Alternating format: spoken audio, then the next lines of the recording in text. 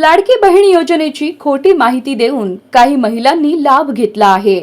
या महिलांना योजनेच्या माध्यमातून दिलेले पैसे सरकार परत घेणार की नाही याबाबत महिला व बालकल्याण मंत्री आदिती तटकरे यांनी महत्त्वाचे विधान केले आहे। सरकारी चलनाच्या माध्यमातून ते पैसे राज्य शासनाच्या तिजोरीत येतील। राज्य शासनाची तिजोरी असते, त्यासाठी अर्थनियोजन विभागाशी आमचा संपर्क चालू आहे।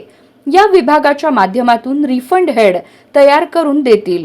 त्या माध्यमातून हे पैसे राज्याच्या तिजोरीत येतील। हे पैसे लोकोपयोगी लोककल्याणकारी कामांसाठी योजनांसाठी वापरले जातील।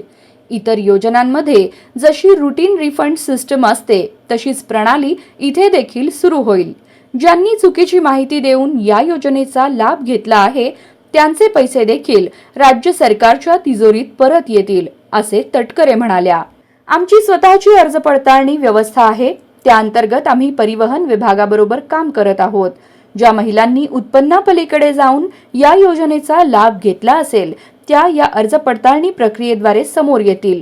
तसेच ज्या महिला लग्न करून राज्याबाहेर गेल्या आहेत किंवा ज्या महिला राज्याबाहेर राहू लागल्या आहेत, तसेच गेल्या 5 महिन्यांमध्ये ज्या महिलांना सरकारी नोकरी मिळाली आहे त्यांची यादी देखील या अर्ज पडताळणी प्रक्रियेद्वारे समोर येईल, असेही त्या म्हणाल्या। तटकरे म्हणाल्या, आम्ही सर्वच अर्जांची पडताळणी करणार आहोत।